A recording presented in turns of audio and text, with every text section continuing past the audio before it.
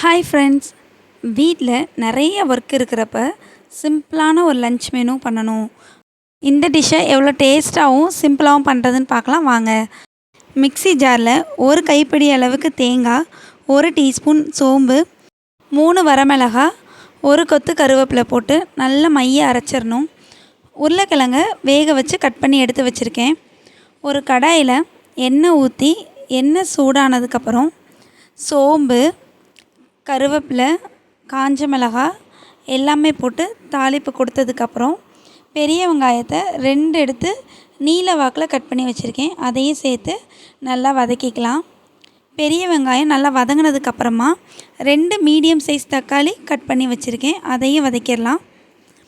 அந்த டிஷ்ஷுக்கு தேவையான அளவுக்கு உப்பு, கொஞ்சமாக மஞ்சள் தூள் நல்லா கலந்து விட்டுக்கலாம். அந்த பச்சை வாசனை போகணும்.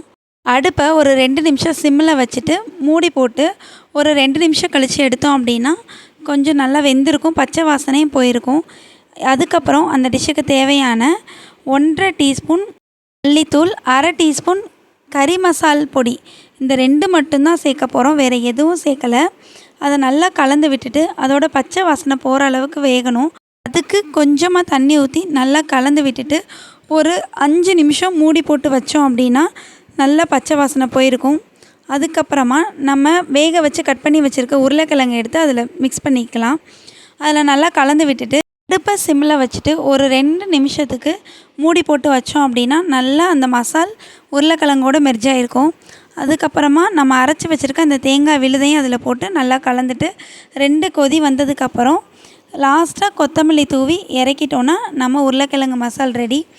இது ரசத்துக்கும் நம்ம தொட்டுக்கலாம். சப்பாத்தி, பூரிக்குமே இது ஒரு நல்ல சைட் டிஷ்ஷாக இருக்கும்.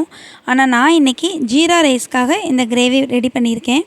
ஜீரா ரைஸ் பண்ணுறதுக்கு பாஸ்மதி ரைஸ் தான் யூஸ் பண்ணுவோம். ஆனால் இன்றைக்கி நான் வீட்டில் செஞ்ச சாப்பாட்டிலே எப்படி ஜீரா ரைஸ் பண்ணுறதுன்னு சொல்கிறேன் வாங்க. முதல்ல சாதத்தை சூடாக இருந்துச்சுன்னா அதை கொஞ்சம் ஆற விட்டுறணும்.